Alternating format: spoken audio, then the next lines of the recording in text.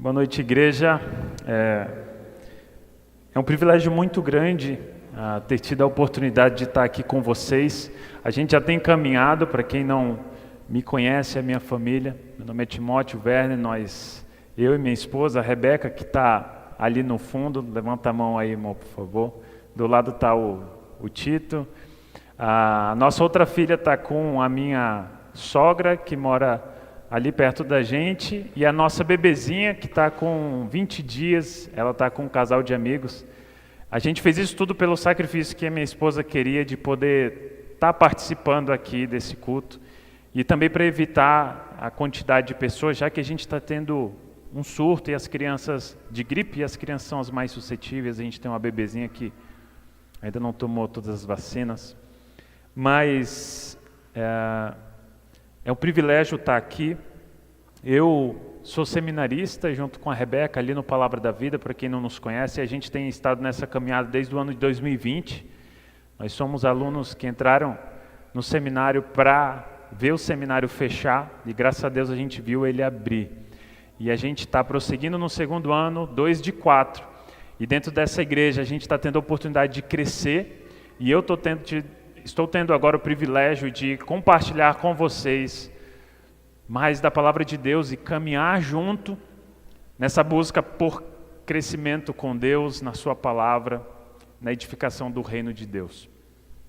Eu, como já foi dito, estou tendo o privilégio de substituir o pastor José Hilário nas suas férias, e como seminarista que está almejando o ministério, ter essa oportunidade é muito importante.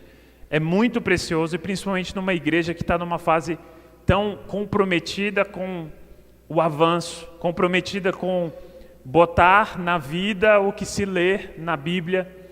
E eu peço a ajuda de vocês nesse processo. Tá aqui não é porque eu estou pronto, tá aqui é porque eu estou sendo preparado. Então, caso você, de alguma forma, nesse processo, eu sei que você vai ver, a gente vai estar em 4 domingos aqui. Se você tiver alguma sugestão, alguma contribuição, alguma crítica construtiva, isso vai ser muito bom. Isso é importante, isso é imprescindível para o meu crescimento. Então, por favor, não abra mão de trazer o feedback do que estamos trabalhando aqui, tá bom? E eu agradeço as férias do pastor José. Se ele quiser passar 2 meses, tudo bem.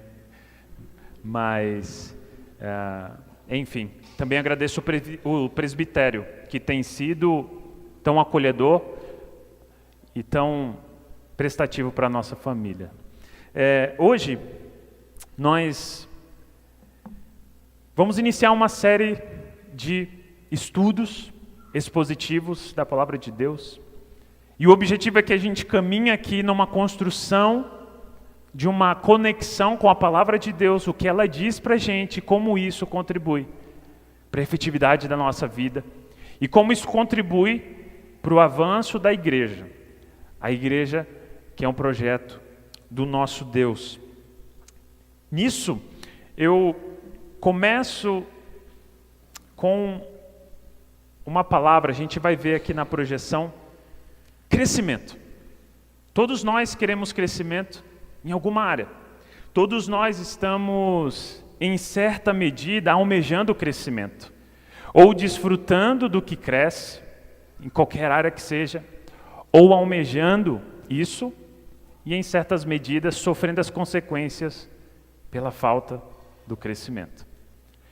Eu sou pai de 3 agora, minha família está crescendo, e eu amo ver essa minha primeira filha de 3 anos e meio começar a falar as coisas com mais naturalidade.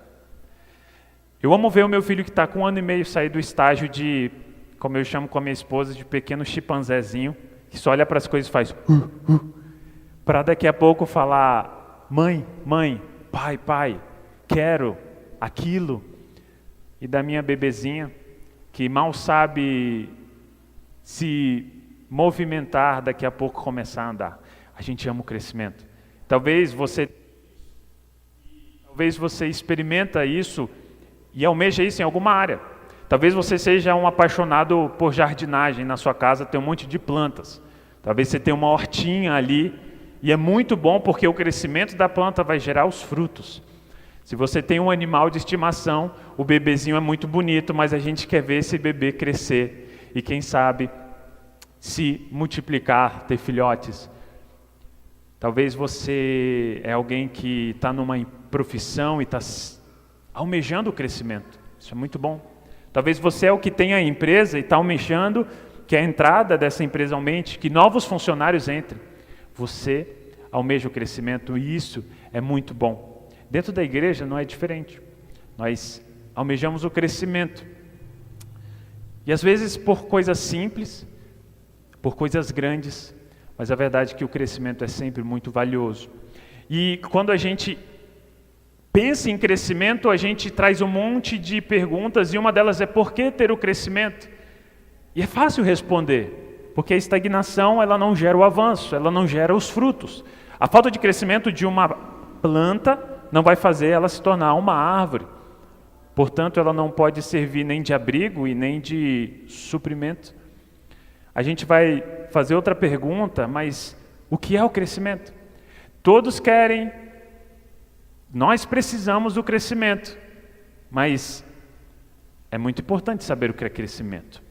É muito importante você, por exemplo, e usando essa ideia de árvore, lá na minha nova casa, que Deus tem abençoado a gente, agora ela tem jardim, e veio com o pé de jabuticaba, só que esse pé é mais ou menos dessa altura, e a gente geralmente vê pés de jabuticaba bem grandes, e eles dão muitos frutos, esse dá pouco.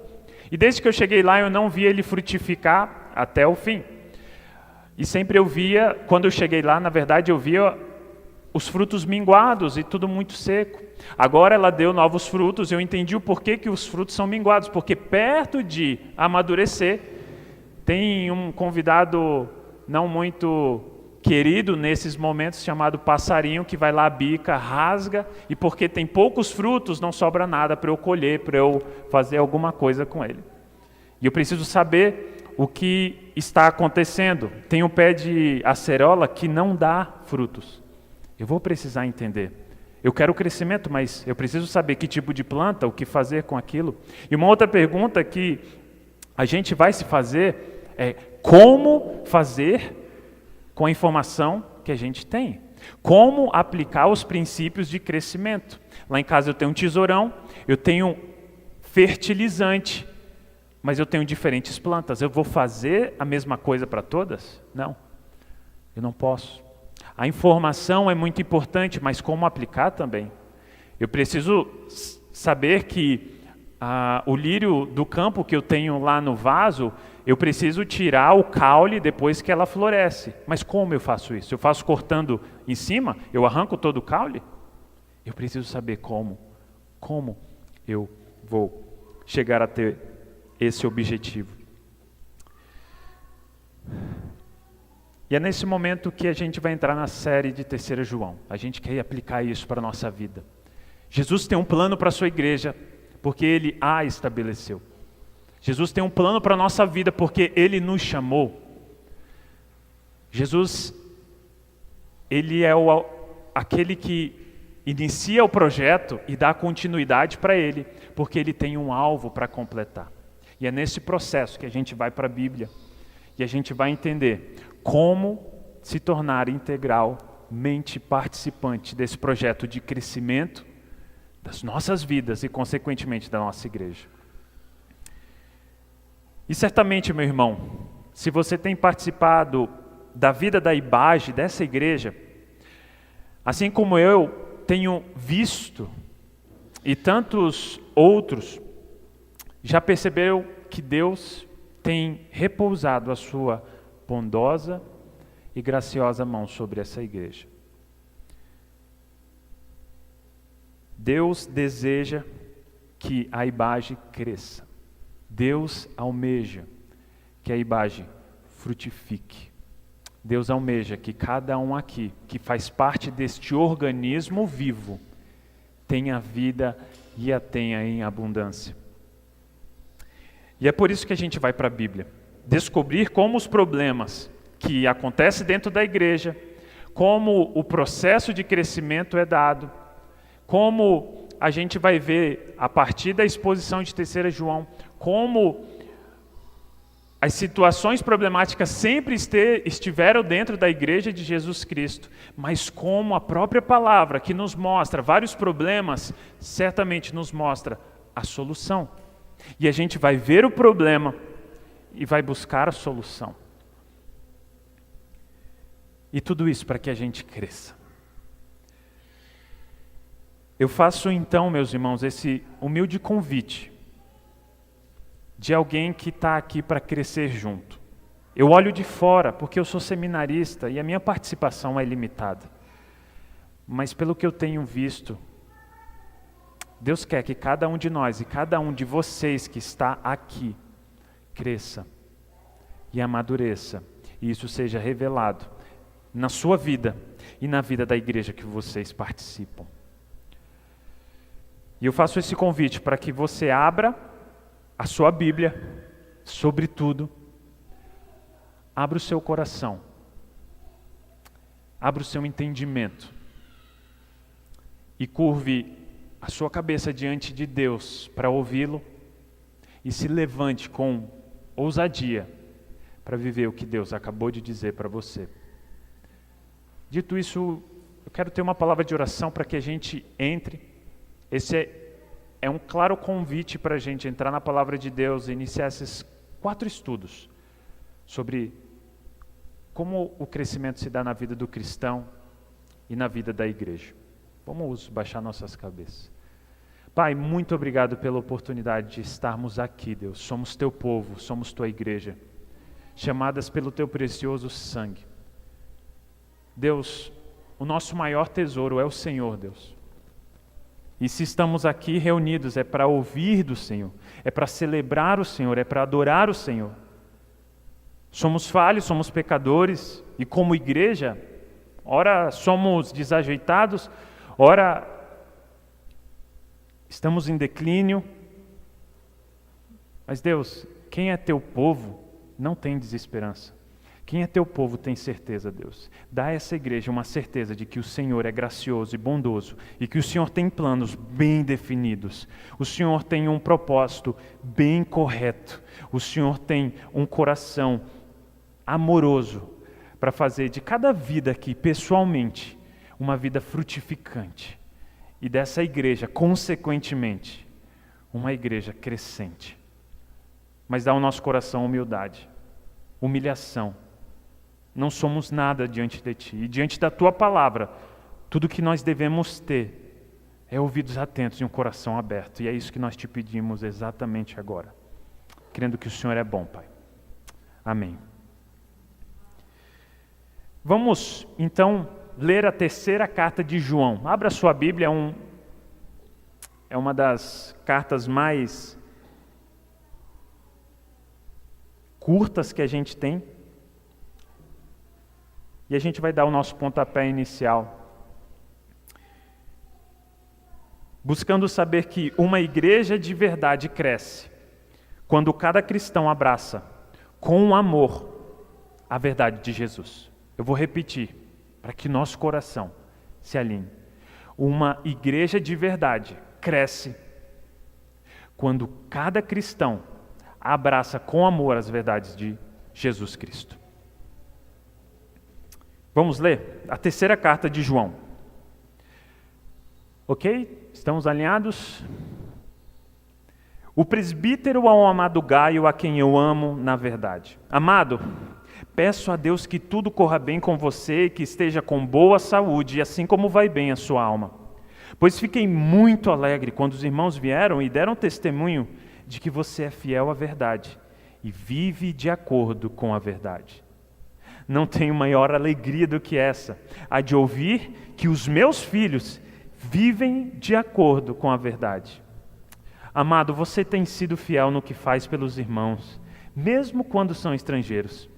Esses deram testemunho diante da igreja do amor que você tem. Você fará bem encaminhando-os em sua jornada, de um modo que agrada a Deus, pois foi por causa do nome que eles saíram, sem receber nada dos gentios. Portanto, devemos acolher esses irmãos para que nos tornemos cooperadores com eles na proclamação da verdade. Escrevi algumas palavras à igreja, mas Diótrefes, que gosta de exercer a primazia entre eles, não nos dá acolhida. Por isso, quando eu for aí, farei com que se lembre das obras que ele pratica, proferindo contra nós palavras caluniosas. E não satisfeito com isso, ele não recebe os irmãos, impede os que querem recebê-los e os expulsa da igreja. Amado, não imite o que é mal, e sim o que é bom. Quem pratica o bem procede de Deus. Quem pratica o mal jamais viu a Deus. Quanto a Demétrio, todos dão bom testemunho dele até a própria verdade. E nós também damos testemunho, e você sabe que o nosso testemunho é verdadeiro. Muitas coisas tinha para escrever-lhes, mas não quis fazê-lo com tinta e pena, pois espero vê-lo em breve. Então, conversaremos pessoalmente. A paz esteja com você. Os amigos mandam saudações. Dê saudações aos amigos, um por um. Agora a gente já pode dizer que a gente deu uma lida em um livro da Bíblia, pelo menos, se você nunca teve esse privilégio. Essa carta é curta, mas ela é cheia. E o primeiro ponto para que a gente alinhasse nesse processo é que a gente visse o contexto em que o apóstolo está inserido aqui nesse próximo slide. Como vocês podem ver, o apóstolo João, ele inicia a carta não identificando com o seu nome. E o que a gente traz aqui, e o que eu falo, não é de mim. Eu busquei estudar e busquei as melhores opiniões, e é consenso entre os teólogos de que essa carta foi escrita por João, mesmo que o nome não seja, principalmente porque isso foi aceito pelos primeiros cristãos e há registro de que eles já aceitavam que isso era do apóstolo João. Ele inicia a carta chamando o presbítero. Ele não fala João, ele fala o presbítero, e é a mesma fala que ele faz na segunda carta a João. E o que a gente tem nesse contexto desse João, que se crê que é o mesmo João que escreveu o Evangelho, segundo João, é de que esse João ele era supervisor. Quando ele fala presbítero, essa palavra na sua origem tem o significado de supervisor, de ancião, aquele que é velho, aquele que possui uma história na fé com Jesus Cristo, e ele foi um dos que pessoalmente esteve com Jesus, mas ele é um dos que tem a autoridade de aconselhar, de cuidar e zelar por essa igreja. Então aqui a gente tem a visão das igrejas, e as igrejas naquela época elas se reuniam exclusivamente, quase, em casas. Existiam as reuniões em algumas sinagogas, mas era um tempo de muita perseguição aos cristãos, e os judeus não aceitavam os cristãos por perto deles. Então as suas bases de igreja eram nas casas dos cristãos. A gente viu isso para quem estudou com a gente nas dominicais do ano passado de Filemon, que Filemon era um desses que recebia uma igreja em sua casa. Então naquele evangelho primitivo, expandindo pelo mundo, as igrejas eram nas casas, e João supervisionava para que essas igrejas crescessem, se mantessem. Lembrando que a Bíblia era escassa, as palavras, os escritos ainda estavam em formação, mas as igrejas já existiam, o evangelho já tinha sido dado, a comissão de ir pelo mundo já tinha sido dada. Só que pouco a pouco a gente vai vendo alguns problemas que dentro dessa carta se revelam. João, um supervisor das igrejas, a gente vai vendo que algumas igrejas começam a ter problemas. Esse verde, que significa um crescimento, um progresso, pouco a pouco foi perdendo a sua vida. Por quê? Problemas. E o que se dava essa crise ali dentro desse contexto dos cristãos primitivos? A gente vai ver que tem uma crise que se instala dentro dessas igrejas, e principalmente as igrejas que estavam sob a supervisão deste ancião, esse presbítero João. Essa crise se dava porque alguns se levantaram dentro das igrejas e começaram a falar: será que esse Jesus Cristo realmente é esse que vocês acreditam? Eles começaram a atacar as doutrinas do nosso Senhor Jesus Cristo. Essas doutrinas que dão a vitalidade do nosso cristianismo, da nossa fé. Eles começaram a causar dúvidas se seguir a Jesus dessa forma que nós cremos era de fato algo verdadeiro.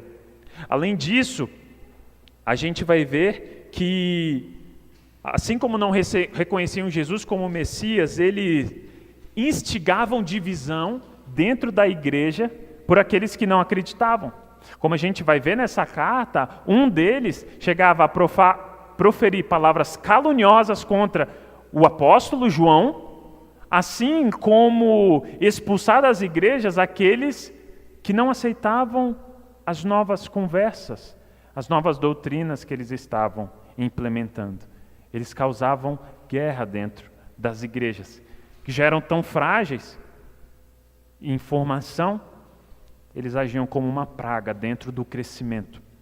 E também, eles buscavam a autoridade para si mesmo, atacando a autoridade que Jesus já tinha estabelecido pelos apóstolos. E a gente vai ver que a resposta de João, para ver nesse contexto, dentro dessa crise, é que a segunda carta de João ela é enviada para uma igreja que estava fazendo bem. É um incentivo para que eles prosseguissem. A segunda carta de João, ele endereça para uma igreja específica que recebia uma senhora, como ele chama, alguns dizem que senhora eleita significa uma igreja, outros dizem uma senhora mesmo que tinha filhos, que recebia uma igreja em sua casa. Independentemente dessa discussão, o que nós cremos é que na segunda carta de João, ele está incentivando esses que permaneciam fora dessa crise e recebiam com hospitalidade e zelo aqueles que saíam por causa do nome de Jesus Cristo para a evangelização, para a expansão do evangelho. Eles recebiam naquelas igrejas, estavam progredindo como eles haviam sido ensinados. A terceira carta, que é a que a gente acabou de ler, é uma carta para uma igreja em crise. Era uma igreja onde tinha um ambiente de um homem que queria poder e começava a atacar o apóstolo e começava a atacar as pessoas. Então a gente vê João escrevendo a segunda carta como uma resposta de incentivo, a terceira carta como uma resposta de correção e de incentivo ao mesmo tempo, como a gente vê a Gaio e a Demétrio. E a gente vai ver então a primeira carta de João sendo uma resposta como que uma reparação de danos. Bem, muitos problemas têm se levantado, essas doutrinas têm sido ditas. Deixa eu estabelecer com uma carta essas verdades que precisam ser lembradas, para todas essas igrejas espalhadas e para as igrejas que virão a crescer ainda, para que eles se firmem na verdade. Então, cresce que 1 João, a gente vê na nossa Bíblia como primeira, segunda, terceira, não necessariamente significa a ordem que foi escrita, nem as únicas que foram escritas. Mas eu espero que você esteja entendendo qual o contexto que a gente está entrando. A gente está vendo uma igreja crescendo, e uma igreja crescendo começa a ter uma crise. Essa crise é reparada com cartas que vão falar sobre a verdade. E vão dizer o seguinte: o que se levanta é mentira. Permaneçam na verdade. Sabe quais são essas verdades? As mesmas que vocês sempre ouviram. E é nisso que a gente vai se conectando. Em seguida, a gente vai vendo a divisão da terceira carta de João, que a gente vai estudar. João começa saudando Gaio, depois ele dá palavras de louvor a esse irmão. Essa palavra de louvor era pela vida que ele tinha com Deus e pela vida de amor com os irmãos. Em seguida, ele dá instruções para esse Gaio acerca das más condutas que ele ouviu falar de um cara chamado Diótrefes, que causava divisões, dando instrução também sobre o que é correto se fazer para que um cristão, naquela situação, fizesse. E em seguida, incentivando a aceitação e o respeito a um homem chamado Demétrio, que cresce que era o que estava levando essa carta e que operaria então, representaria a presença de João, que não pôde estar naquela igreja que estava tendo esse problema. Hoje a gente vai estudar os 4 primeiros versículos e a gente vai tentar descobrir hoje, através desses 4 versículos iniciais, 4 áreas da nossa vida que devem ser definidas pela verdade de Jesus. 4 áreas da nossa vida, hoje, que esses 4 versículos entregam Olhem para suas Bíblias. Esses 4 versículos têm que entregar isso. E se eles entregarem, que a gente ouça e seja desafiado a viver uma vida, como a gente falou no começo, para que uma igreja cresça, os cristãos têm que abraçar com amor as verdades de Jesus. Isso significa que 4 áreas da nossa vida precisam ser tocadas. Vamos entrar então e ver a primeira. A gente vai ver isso no início desta pequena carta. Quando João começa a falar o presbítero, a gente já tem a primeira área ali. A verdade de Cristo deve definir a nossa identidade. Esse é o primeiro estabelecimento dessa noite. A verdade de Jesus Cristo deve definir a minha e a sua identidade. Você vai ver aí escrito o presbítero. Usando o mesmo padrão da sua segunda carta, o apóstolo João começa se denominando o presbítero, o que estabelece a sua posição diante de Jesus Cristo e com relação à igreja. Ele é presbítero de alguma coisa. Ele é supervisor, ele é ancião de alguma coisa. Ele é isso, portanto, da igreja. Mas por quem? Quem o colocou? O Senhor Jesus Cristo. Ele apresenta a sua credencial quando ele está falando isso. Ele está entregando essa fala para falar o seguinte: é o presbítero que está falando. Não é alguém tipo esse Diótrefes. Não é alguém tipo Timóteo qualquer. Não é um João qualquer. Não é um Paulo que seja. Alguém que tem uma ideia na sua cabeça, fala, isso é interessante. Deixa eu escrever. Porque tem um monte de gente que vai comprar essa ideia. Não, ele era o presbítero. Aquele que andou com Jesus. Aquele que ouviu as palavras. E é como a gente vai ver na primeira carta de João. O que nós vimos, o que nós ouvimos, o que as nossas mãos apalparam. Isso a gente transmite a vocês. Sobre esse Jesus Cristo. Algo concreto. A presença e o desfrutar da comunhão de Jesus Cristo definem a identidade do apóstolo João. Quando João se denomina presbítero, ele está entregando a sua credencial espiritual, mostrando que isso define toda a sua vida. Esse é o padrão que a gente vê nas cartas. Quantos de vocês não leram as outras cartas? Romanos, Gálatas, Efésios, Filipenses, Timóteo, Tito, Pedro. E eles sempre começam, Paulo, apóstolo de Jesus Cristo. Paulo, prisioneiro de Cristo. Tiago, servo de Cristo e irmão. E a gente vai ver em Judas, servo do Senhor Jesus. Todos os que escreveram colocam a sua credencial para mostrar o seguinte: quem é que está escrevendo? E a partir do que está escrevendo?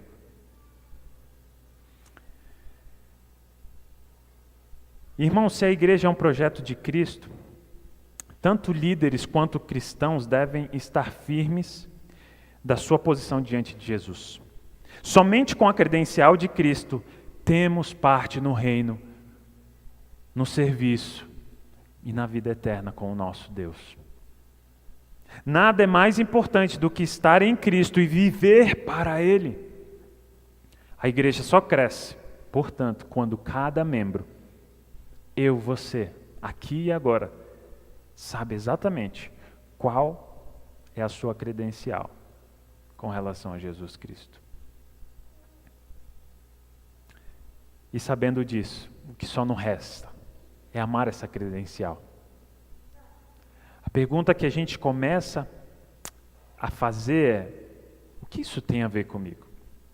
Se a gente olhar para essa carta de 3 João, a gente vai se perguntar, ok, a gente tem uma credencial que a gente acabou de ver, de João. Se é aquilo que define o que a pessoa é em Jesus Cristo, no reino de Deus, nessa pequena carta, quais são as credenciais que a gente pode encontrar? Abra sua Bíblia rapidamente. A gente vai ver que no versículo 1 a gente tem o presbítero ao amado Gaio. A gente vai ver 4 personagens nessa carta: João, Gaio, Diótrefes e Demétrio. A gente já sabe que João é o presbítero. Quem é Gaio, segundo essa carta segundo a Bíblia. Se você ler no versículo 3, ele vai dizer: você é fiel à verdade e vive de acordo com a verdade. Então, se a gente for achar a credencial de Gaio, se você estiver andando por aí e falar, quem é Gaio? Quem é esse cara? Você vai falar, é aquele que é fiel à verdade. Eu acho que a gente vai concordar que isso está bem claro. Um outro personagem, uma outra pessoa, é esse tal de Diótrefes. Se a gente abrir aqui e ir um pouquinho mais para frente, a gente vai ver que no versículo 9, João já fala, mas Diótrefes que gosta de exercer primazia. O que significa exercer primazia? É aquele que gosta de estar sempre na crista da onda, aquele que gosta da autoridade, aquele que gosta de exercer domínio. Então o que a gente pode definir? Diótrefes, um arrogante, perigoso, parece justo. E por último a gente tem Demétrio. No versículo 12, todos dão bom testemunho dele, e nós também damos testemunho. E você sabe que o nosso testemunho é verdadeiro. Todos dão bom testemunho. Todos dão bom testemunho. Então a gente pode dizer, Diótrefes é o quê? Um homem confiável. Então a gente tem João, o presbítero, Gaio, um homem que anda na verdade, Diótrefes, um arrogante, perigoso, e Demétrio, um homem confiável. E agora volta exatamente para nós. Qual é a sua credencial? Qual é a sua referência? Qual é a identidade que a sua vida representa? Será que você pode ser chamado de seguidor de Jesus?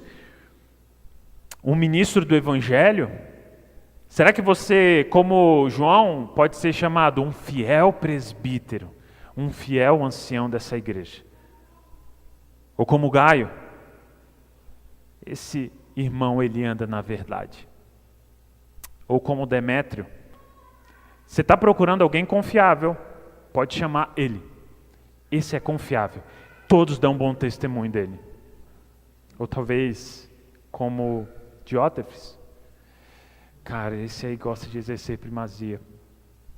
Ele quer sempre estar na frente e deixa todo mundo para trás. Esse cara é perigoso.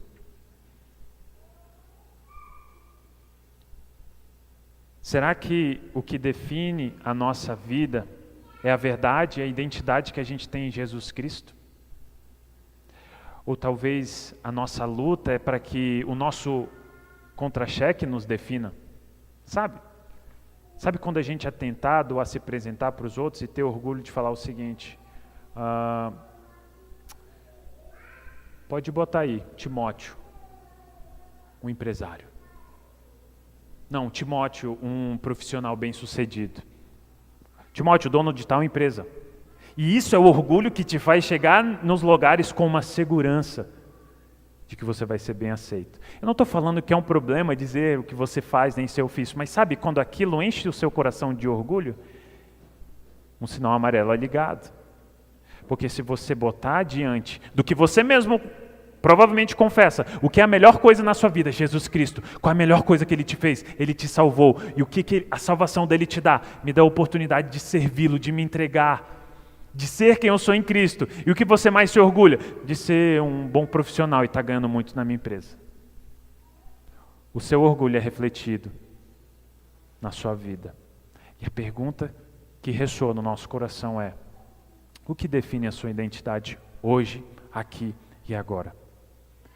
A gente vai ver agora como a gente está falando de palavra de Jesus Cristo. Esse João que escreveu o Evangelho, se ele escreve as cartas dele pensando na verdade que ele ouviu de Jesus, vamos ouvir o que Jesus diz no Evangelho de João.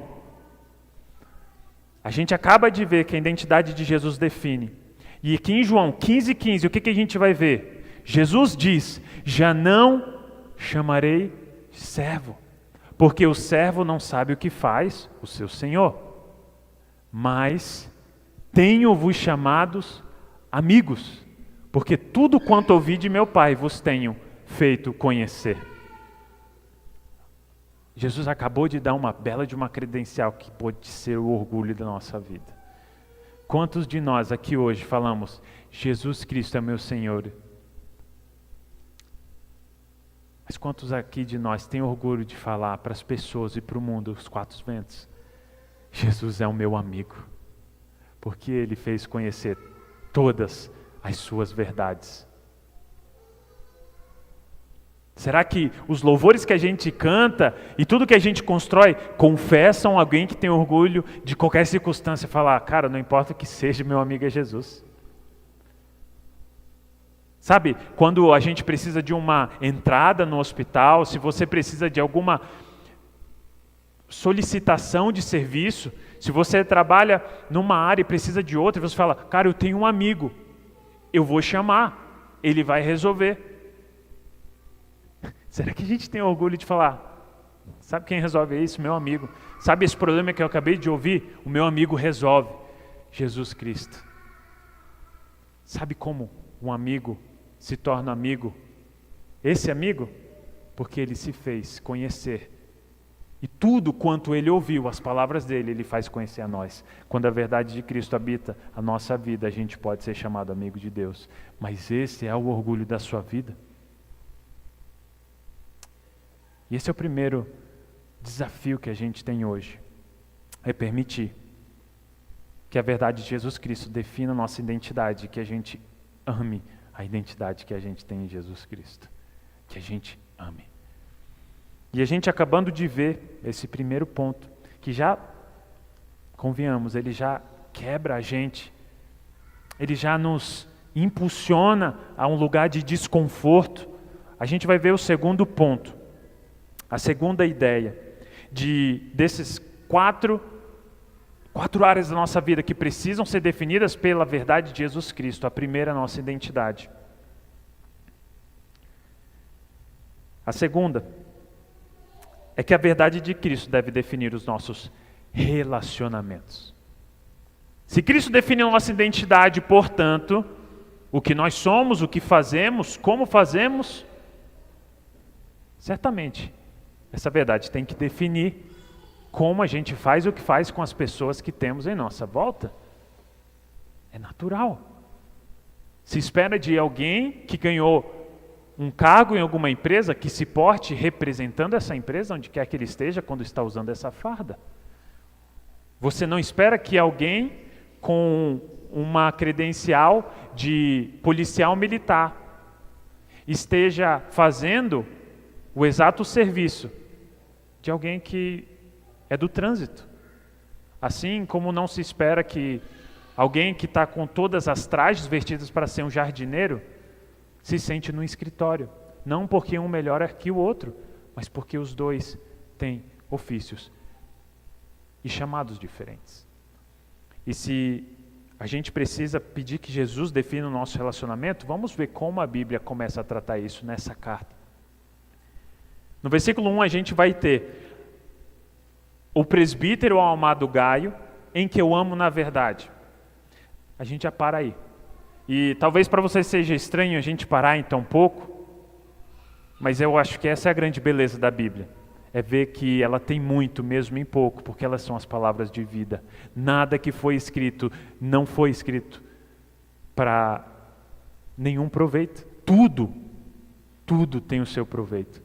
Até as migalhas da Bíblia, como os antigos dizem, são ouro. A gente vai ver então, aqui, que quando João fala, Gaio, a quem eu amo na verdade, o que isso quer dizer para a definição dos relacionamentos? Depois de se apresentar, João endereça Gaio como destinatário, provavelmente diferente do cooperador de Paulo. A gente vai ver esse nome outras vezes na Bíblia, mas é provavelmente diferente. Crê-se que não é o mesmo cara pelas áreas e as distâncias, além de ser um nome muito comum naquela época. Mas ele expressa ali o seu sincero amor a este irmão, quando ele diz, o amado Gaio é quem eu amo na verdade. Vale notar que ao acrescentar na verdade, o apóstolo deixa claro que não se trata de um amor fundamentado em critérios humanos, que apesar de reais, podem ser enganosos.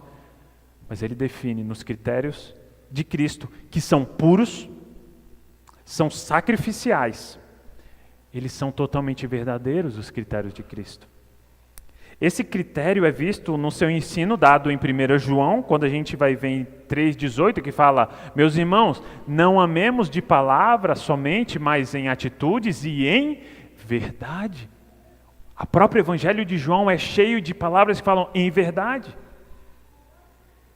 E a gente vai ver que isso nasce do coração de Jesus, quando ele fala lá em João, capítulo 4, 24, com a mulher do poço, ele diz: em verdade vos digo que vai vir o tempo em que os verdadeiros adoradores me adorarão em espírito e em verdade, com seu espírito e com toda a sua vida, fundamentados em um parâmetro que não é dos homens, mas é da verdade. Quem dá a verdade, esse é Jesus Cristo. Então, quando o apóstolo diz que eu amo o Gaio na verdade, ele é o exemplo real de alguém que toma a verdade de Cristo e permite que essa verdade defina sua forma de se relacionar com as pessoas. Defina a sua forma de definir a palavra tão desgastada e mal usada: amor. O mundo usa a palavra amor de uma forma que a gente tem que se livrar o quanto antes para começar a amar de verdade. E é por isso que ele fala: eu amo na verdade.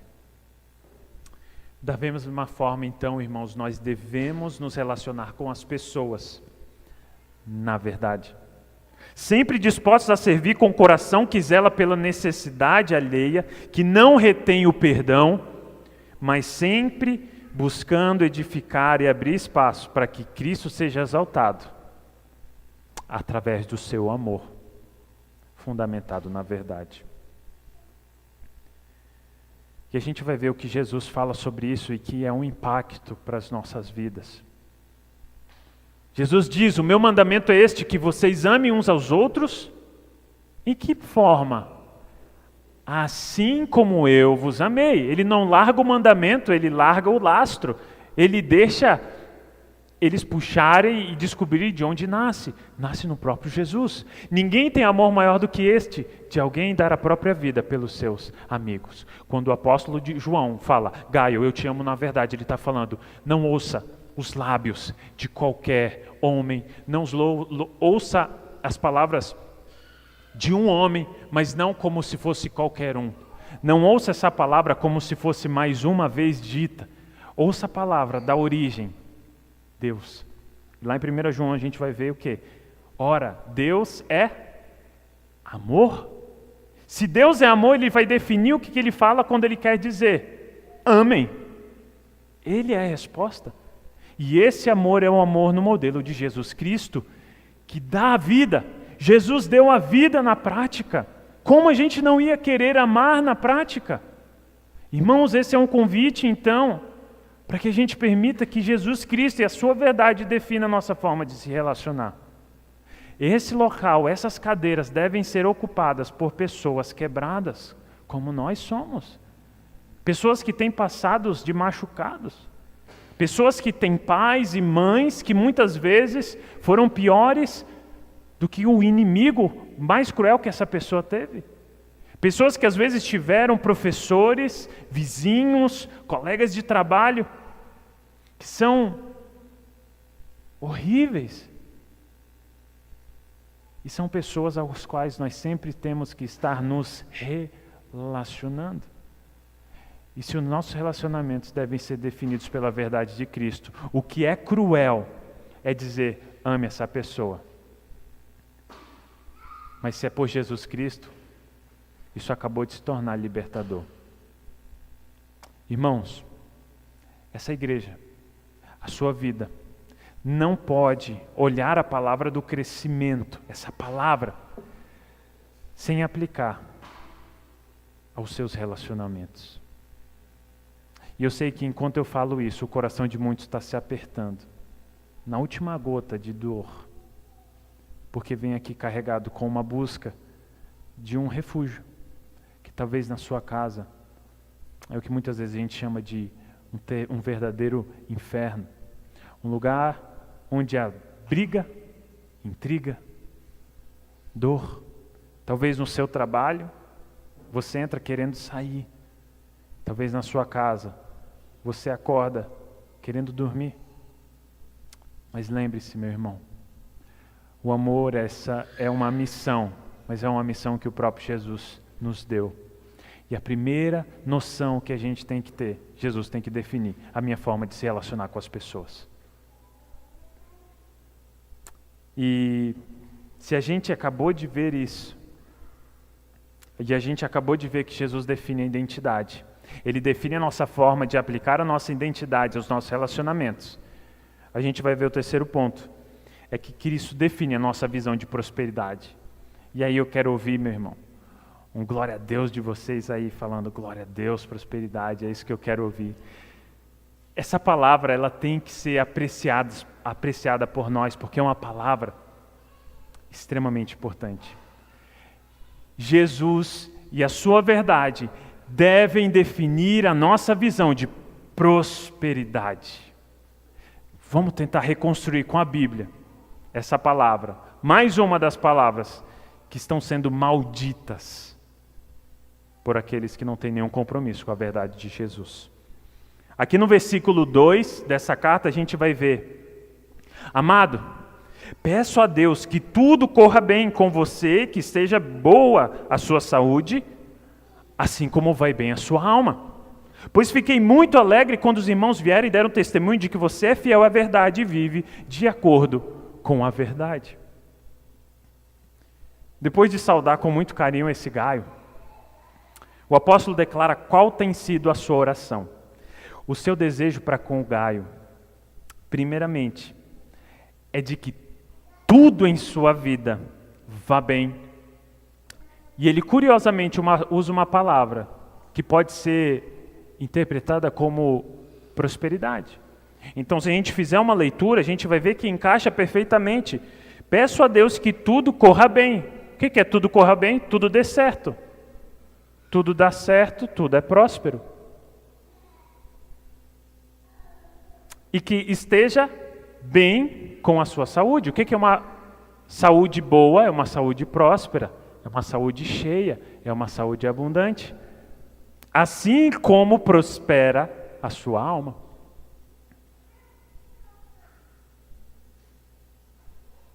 O que a gente tem que ver aqui é que quando Paulo usa essa palavra, o João usa, é uma mesma palavra que a gente já viu nos evangelhos, ou nas cartas do Novo Testamento, e Paulo usa. Ele fala, quando ele usa esse contexto, ele usa falando assim, que abram oportunidades, que seja próspera as oportunidades de falar do evangelho de Jesus Cristo. A gente vê essa palavra sendo usada, e aqui eles escolhem usar, eu estou usando a versão da Nova Almeida atualizada, mas a gente vê claramente se encaixa o contexto de prosperidade. Ambiente onde tudo floresce, ambiente onde as coisas dão certo, e aí, o que ele fala? Eu espero que tudo vai bem com você, eu espero que tudo vá bem com a sua saúde, assim como está bem a sua alma. O que o apóstolo João está dizendo? Você tem negócios, Gaio? Provavelmente, afinal você recebe uma igreja na sua casa e você trata com hospitalidade as pessoas. Então o que ele te fala? Provavelmente Gaio tem um ofício, ele trabalha, ele está falando que seja próspero o seu trabalho, no seu emprego, no seu empreendimento, que nas suas responsabilidades você seja próspero, que as coisas deem certo.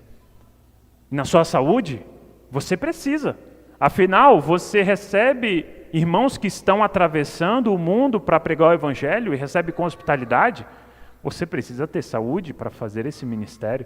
A igreja que você está inserido, você precisa servir com saúde. A gente acabou de orar nesse culto por saúde, o que a gente quer? Deus, prospera a saúde dessas pessoas, que ela saia da escassez, do problema, da doença, para a abundância, e assim elas possam servir. E a gente vê que a prosperidade que João está pedindo está totalmente condicionada quando ele fala, assim como vai bem a sua alma.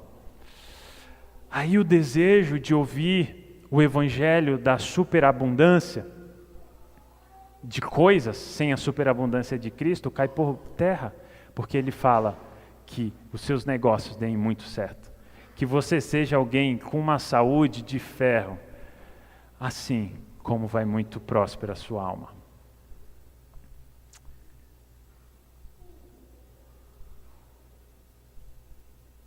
E enquanto eu estudava, eu via o quão desafiador, irmãos, é colocar isso tudo numa balança, mas saber que quem arrasta a nossa vida é a nossa prosperidade da alma. Se a gente fizer o balanço das nossas orações, quantas orações condicionam a nossa alegria, os nossos objetivos, a partir daquilo que a gente quer ser em Jesus Cristo? Eu tenho um emprego, Deus, abre as portas para que as coisas deem certo lá. Mas quantas vezes a nossa oração é, Deus, abre as portas para que, dando certo as coisas lá, o Evangelho de Cristo, através da minha vida, tenha oportunidade. Paulo tantas vezes pediu, orem para que haja oportunidades de eu falar do Evangelho, e orem para que eu fale isso com ousadia. Quantas vezes a gente ora por isso? E a gente no fim sabe, não, todos nós temos a missão de falar do Evangelho, mas quando as nossas orações refletem isso? A oração do apóstolo João reflete essa correta concepção de que, não é problema ter prosperidade material. Não é problema ter prosperidade se você inicia um empreendimento. Não é problema se você está no seu emprego e você faz tão bem que você ganha um aumento. Não é problema você ter uma saúde de ferro, fazer exercícios. O problema é quando isso tudo não é arrastado pela sua qualidade espiritual. Quantos de nós aqui são fatalmente condenados pelas próprias orações que fazem, pela falta desse desejo genuíno? Eu sei que nós, como igrejas que buscam ser mais apegados à verdade, nós temos na ponta da língua a condenação dessas igrejas e pessoas que vão para buscar uma bênção. Mas no fim, a nossa falta de compromisso com o Evangelho de Jesus Cristo sendo expandido pela nossa própria vida, que se reflete pela nossa falta de oração, confessa que no fim, muitas vezes tudo que a gente está fazendo é correndo atrás de uma bênção, mesmo que a gente não verbalize isso. Porque a gente não quer se engajar no problema dos outros, no problema de viver, no problema de me posicionar, no problema de Deus, tem alguém no meu trabalho que eu não aguento. Por favor, toca naquele coração e me usa. Recentemente, eu saí do ambiente de trabalho que eu passei mais de 5 anos, uma empresa grande, uma grande produtora, com pessoas de todos os tipos e de toda a diversidade. E entenda, é a palavra diversidade que eu quero dizer. Ali era um desafio. E o tempo todo eu estava vendo o quanto eu só queria atravessar ali, muitas vezes, conseguir fazer o meu trabalho bem, ser elogiado. Mas nunca sonhava que a boca de algumas pessoas falassem o seguinte: como eu queria conhecer o teu Jesus.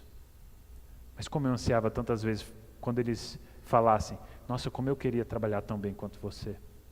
Nossa, como você faz o seu trabalho bem.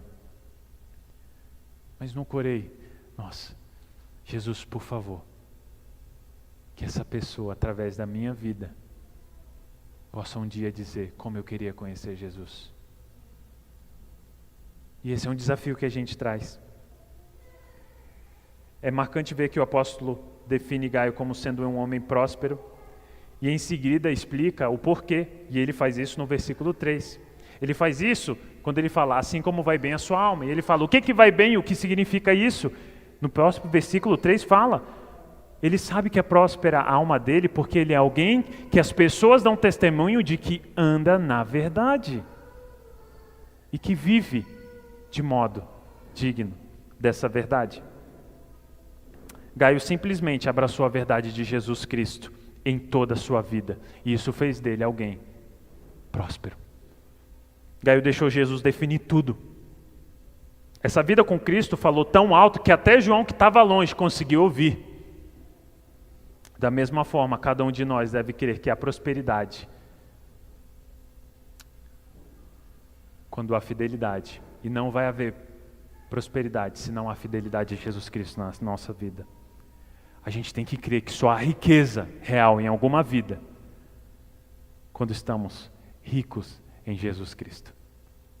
E isso começa a partir da nossa identidade com Jesus, permitindo que essa identidade se derrame sobre os nossos relacionamentos e a nossa forma de ver prosperidade. Então, essa não é uma condenação a você usar e desejar prosperidade. O que eu te convido a desejar a prosperidade correta, na medida certa e para o objetivo certo.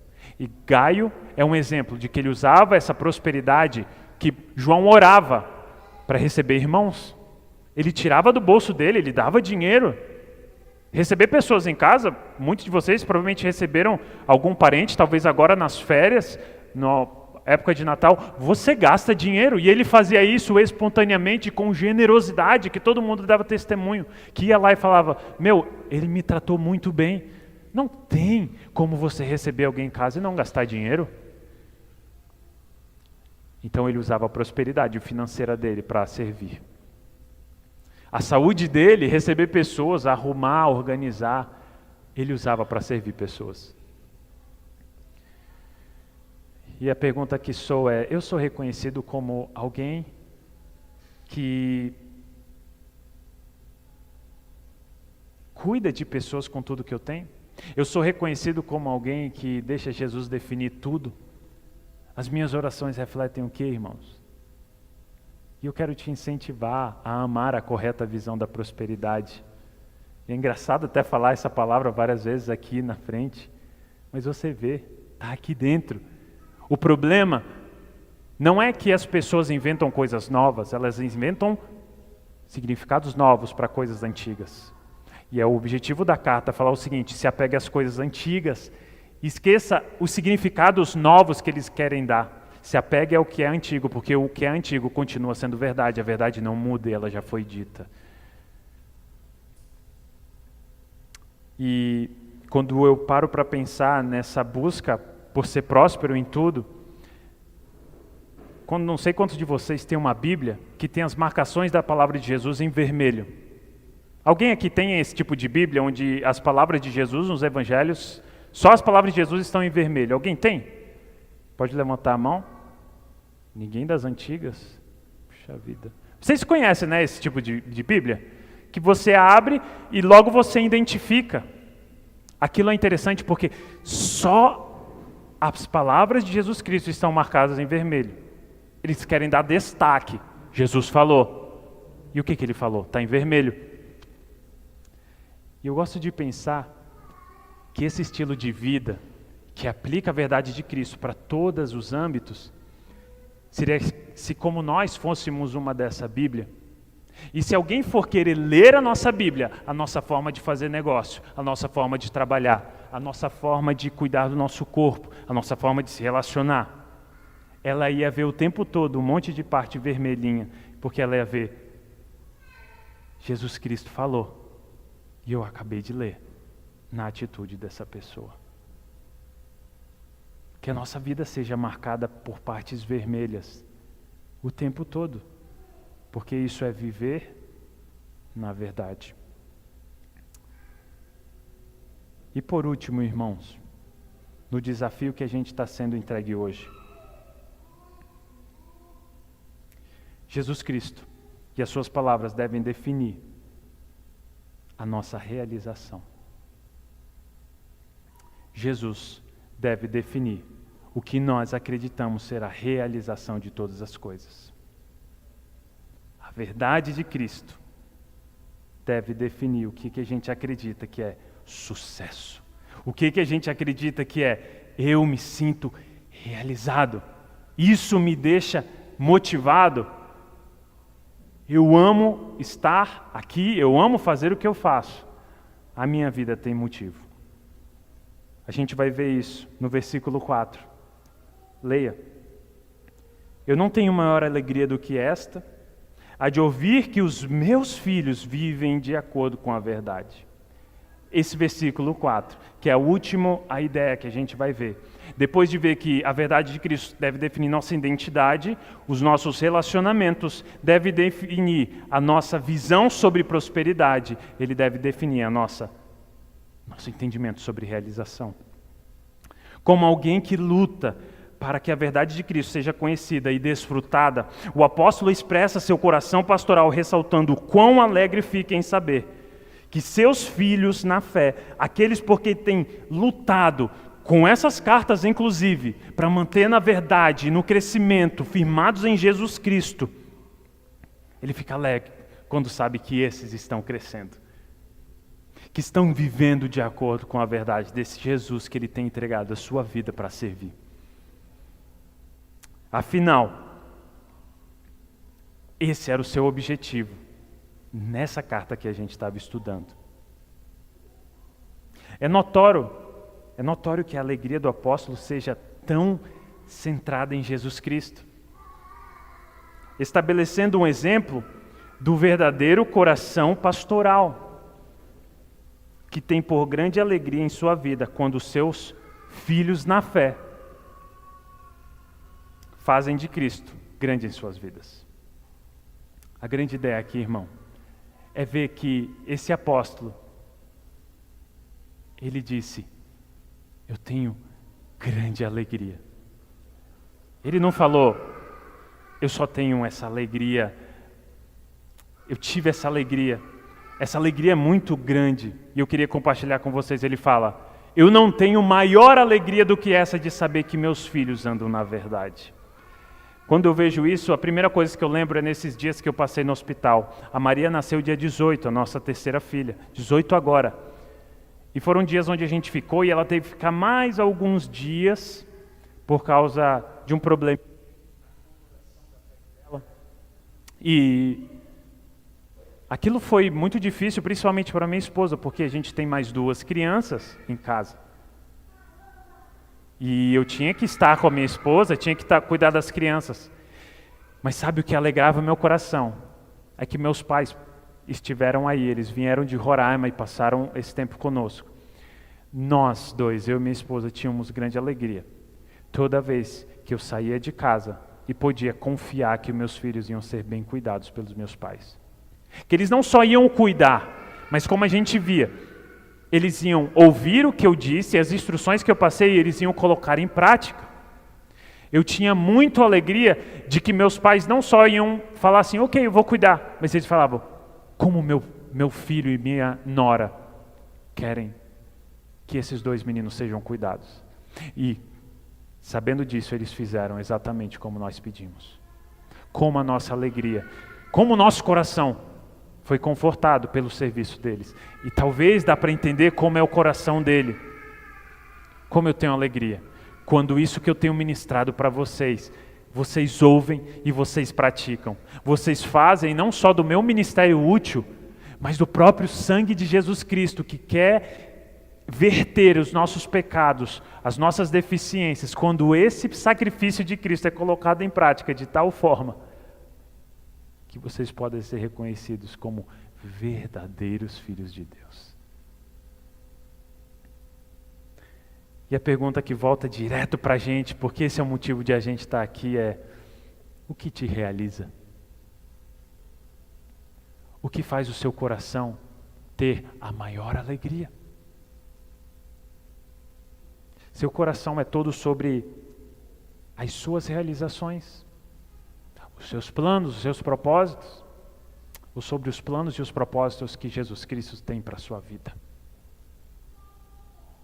Você é alguém que ama se realizar por estar andando na verdade, ou qualquer outro motivo que te faz se realizar andando na vaidade? Aquilo que é vão e passageiro e que tem cara de importante, mas por não estar centrado na verdade, não permanece. Irmãos, o que Jesus diz sobre isso? Jesus fala: aquele que tem os meus mandamentos e os guarda, esse é o que me ama, e aquele que me ama será amado por meu Pai, e eu também o amarei, e me manifestarei nele. Irmãos, quantos de vocês lendo a Bíblia já não falaram, eu queria muito estar participando desse momento? Talvez quando vocês olham a história de Jericó e vocês falam, como eu queria ouvir esse povo gritando e esses muros indo ao chão. Ou talvez você é mais aventureiro e fala, cara, eu queria estar lá na Arca de Noé. Ou talvez você queria estar no monte da transfiguração com os discípulos, vendo Jesus e os patriarcas ali. Ou a multiplicação de pães, e ser um desses que carregava, viu um menino ali chegando com poucos peixes, poucos pães, daqui a pouco sendo daqueles que tiram as sobras dos pães. Ou está no casamento onde Jesus transforma água em vinho. Mas será que esse gosto por ver a operação de Jesus Cristo, por que você não quer isso na sua vida? Às vezes a gente olha para a Bíblia e fala, como eu queria ver quão grandioso foi esse milagre. E o que a Bíblia, a palavra de Deus está o tempo todo te chamando. Sabe um grandioso milagre que o mundo precisa ver e que você mesmo precisa presenciar?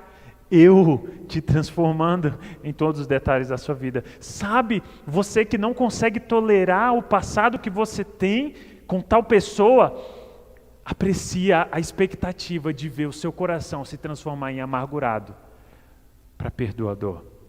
Aprecia a possibilidade de tratar bem aquele que te faz mal. Aprecia o sonho de ver a sua vida sendo o que ela nunca foi.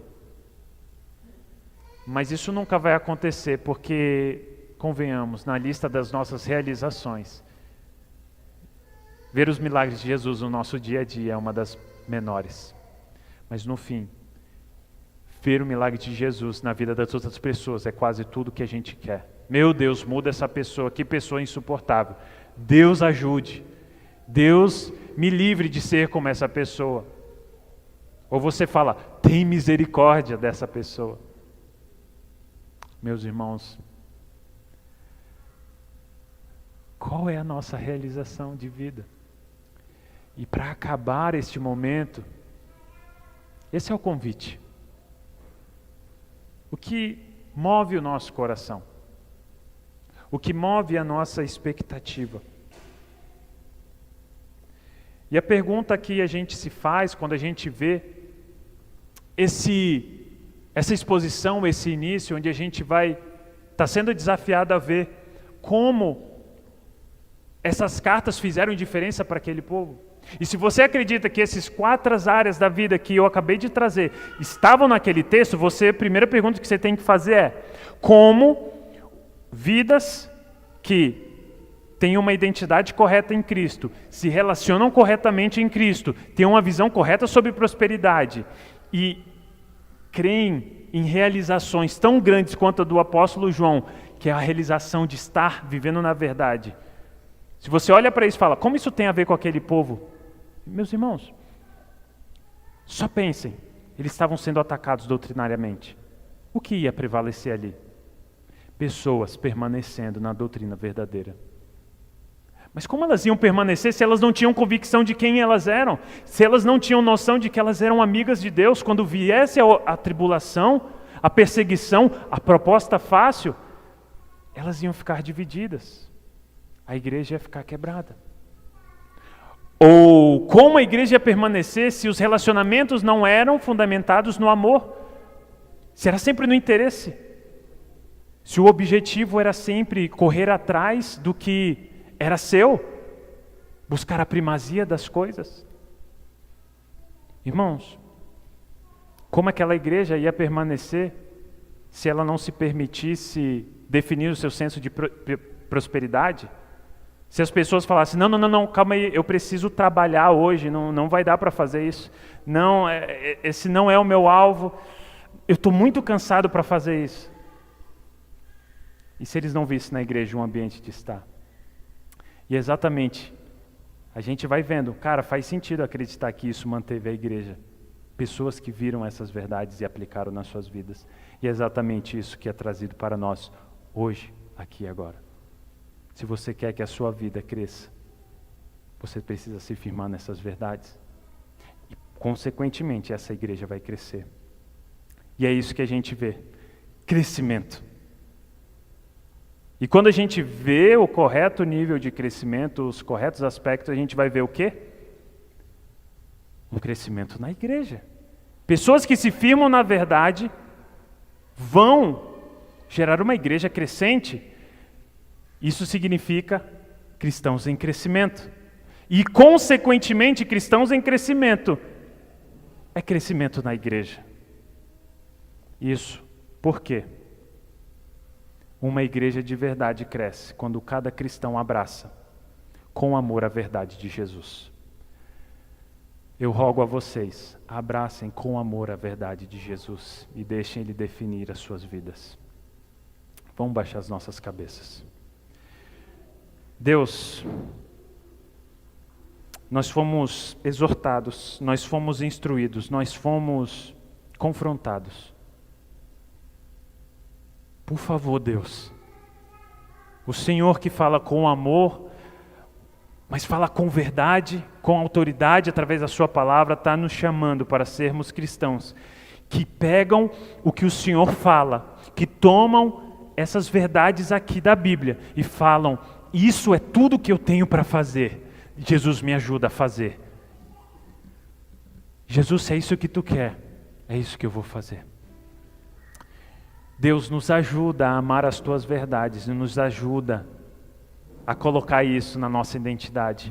Deus, que sentados aqui, todos os que vieram desanimados, todos os que vieram com o coração cheio de tribulação, todos os que vieram esquecendo que são chamados de amigos de Deus e consequentemente vão refletir isso nas suas vidas, que eles corretamente creiam quem eles são em Jesus Cristo. E Deus, dá um amor profundo nos nossos corações, porque nós somos em Jesus Cristo, nós somos libertos, nós somos mais que vencedores, nós não somos escravos do pecado, mas somos santos, chamados antes da fundação do mundo, Deus.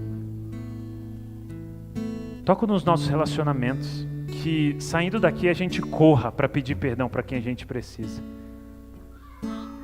que a gente reajuste a nossa forma de lidar com o nosso vizinho, que a gente reajuste a nossa forma de lidar com o nosso colega de trabalho. Nos ajuda a viver no amor. Nos ajuda, Deus, a abrir mão da vaidade de correr atrás só dos negócios, de abrir mão da vaidade de correr só atrás da saúde e não do crescimento contigo. Quantos de nós ficamos cansados, nos fadigamos pelo que é nosso interesse, mas do que é do crescimento dos outros? Isso tem que ficar para outro plano, deixa para outro dia. E, portanto, a gente falha na nossa santa vocação de dar a vida pelos nossos amigos, pelos nossos irmãos. E, sobretudo, dar a essa igreja uma visão plena de que a maior realização que ela tem que ter, a maior alegria que cada um de nós deve ter, é de que quando nós estamos andando na verdade, dá ao coração de cada irmão aqui uma alegria de ver nas pequenas mudanças, nos pequenos pecados vencidos, uma alegria enorme de ver o Deus de toda a terra, o Deus soberano, o Deus que mandou o seu Filho para morrer em meu lugar. Ele está atuando na minha vida e eu posso ver esse milagre, nessa pequena mudança. Deus, que a gente levante a mão para o alto e diga, muito obrigado porque sem ti eu nada sou. Essa é a melhor coisa da minha vida, é ver que o Senhor olha, cuida e ama para um ser tão miserável quanto eu. Muito obrigado porque essas verdades nos levam para frente. E por favor, que ninguém aqui saia como chegou, mas saia carregado pelas verdades, pela certeza e pela paz de Jesus Cristo, que nos quer levar para um lugar onde só Ele pode levar, que é para viver na verdade. Em nome de Jesus, te agradecendo, porque Tu és bom o tempo todo. Amém. Obrigado, irmãos.